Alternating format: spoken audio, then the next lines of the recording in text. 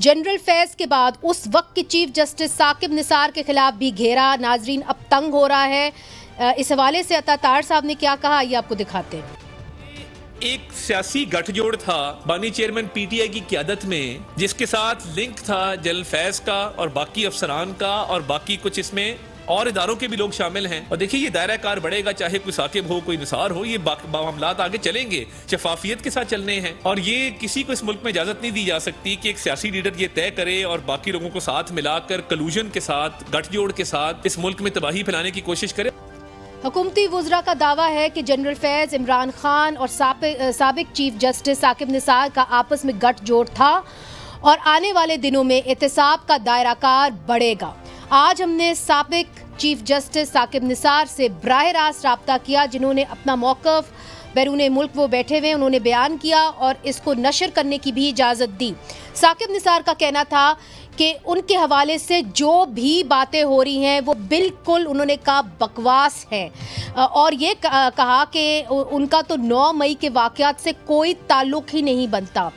जब उनसे उनके फैज़ हमीद से ताल्लुक़ के बारे में पूछा गया तो साकिब निसार का कहना था कि फैज़ हमीद उनकी बहुत इज्जत किया करते थे और उन्होंने अंग्रेज़ी में कहा that he has been very submissive, यानी वो ताबेकार रहे हैं, जो जिसे कहते हैं कि वो ताबेदार रहे हैं।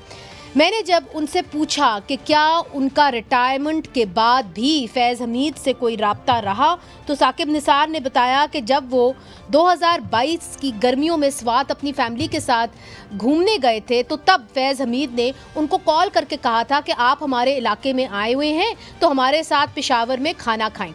जिसके बाद वो अपने पूरे ख़ानदान समेत स्वात से वापसी पर पेशावर गए थे, जहां फैज़ हमीद ने उनको खाने पर मद्दू किया था। अपनी वतन वापसी से मुतल्लिक साबिक चीफ जस्टिस का कहना था कि वो 6 या 7 सितंबर को वापस आएंगे। अता तार की तरफ से की गई तनकीद पर साकिब निसार का कहना था कि वो इस प्रोपेगेंडा से बिल्कुल नहीं घबरा रहे और वो हर चीज़ का सामना करने के लिए तैयार हैं। उन्होंने बड़े सख्त अल्फाज जो हैं वो अता तार साहब के लिए जो है इस्तेमाल किए, जो मैं समझती हूँ ये मुनासिब नहीं होगा कि मैं टीवी पे इस्तेमाल करूँ।